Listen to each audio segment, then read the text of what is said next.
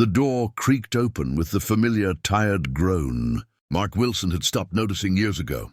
It was just past 9 in the evening, the kind of hour where exhaustion clung to his bones, heavier than his jacket. Rainwater dripped from his sleeves onto the faded carpet as he stepped inside, already mentally preparing himself for the routine ahead, checking on his daughter, reheating leftovers, washing dishes, and falling asleep with worry still buzzing in his head. But the smell stopped him cold. Lemon cleaner, fresh, clean. It didn't belong in this small, cluttered apartment where chaos and survival usually ruled.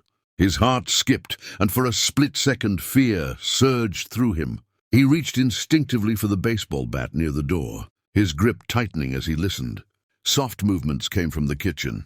Someone was humming quietly. Mark took a step forward, his breath shallow. The living room looked wrong. The couch cushions were straightened, the toys neatly stacked, the laundry folded and placed carefully on a chair. His chest tightened.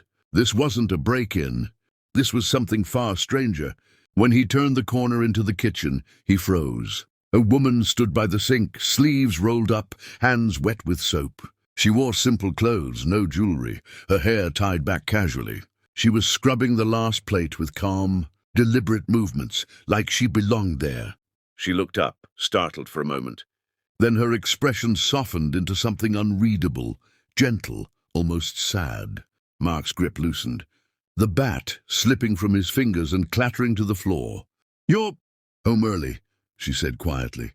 Mark stared at her face, recognition crashing into him like a wave. He had seen that face on magazine covers, billboards, company newsletters pinned in break rooms.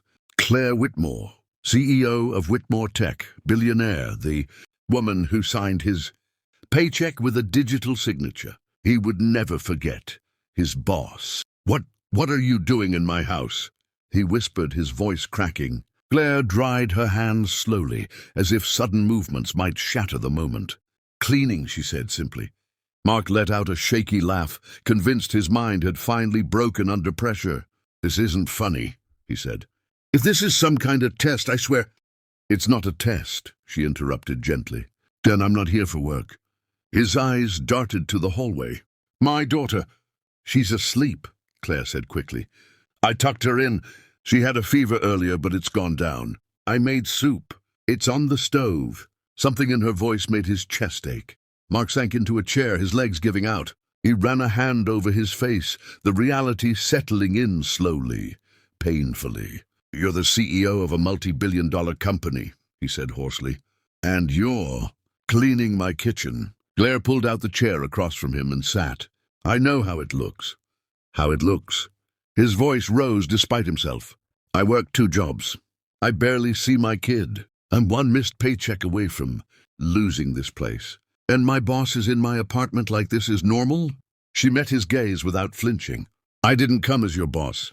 Silence stretched between them, thick with confusion and exhaustion. Mark thought of the way his co-workers spoke about Claire Whitmore, cold, brilliant, untouchable, a woman who fired people with a single email. The woman sitting in front of him looked nothing like that legend. "How did you even find me?" he asked.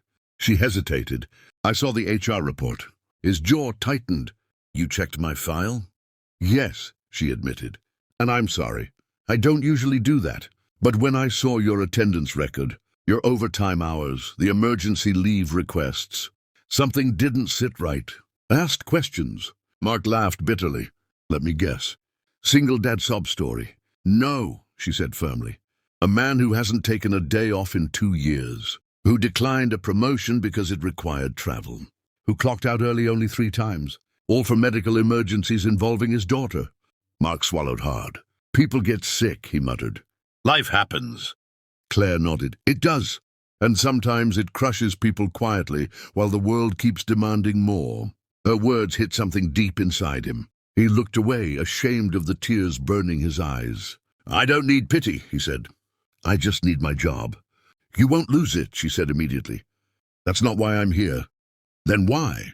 he asked, finally meeting her gaze. She took a slow breath.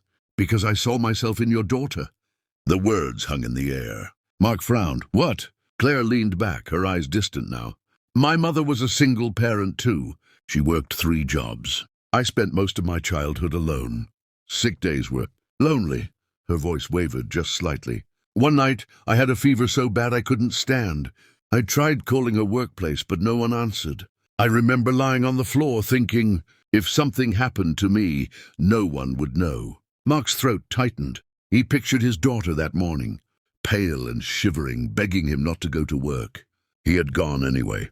He always went. I promised myself, Claire continued softly, that if I ever had the power to help someone like that, I wouldn't look away.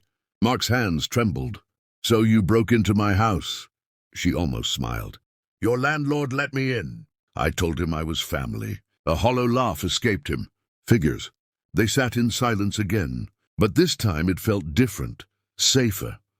Mark glanced around the kitchen, at the clean counters, the care in every detail. No one had done something like this for him since his wife passed away. I don't know how to say this, he murmured, but thank you. Claire shook her head. This isn't charity, Mark. This is accountability.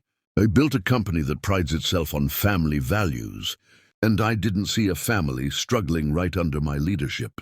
He looked at her sharply. You're not responsible for my life. I am responsible, she replied, for the systems that make it harder. Mark leaned back, exhaustion finally catching up to him. I don't want special treatment. You deserve basic humanity, she said. So does your daughter. The words broke something open inside him. Tears spilled down his face before he could stop them. He turned away, embarrassed, but Claire didn't look uncomfortable. She let him cry, the way strong people do when they understand silence. After a long moment, she stood. Eat something. Get some rest. Tomorrow we'll talk. Talk about what? He asked weakly. She paused at the doorway. About changing things. When she left, the apartment felt warmer, fuller. Mark sat there for a long time, staring at the clean kitchen, listening to the steady breathing of his sleeping child down the hall.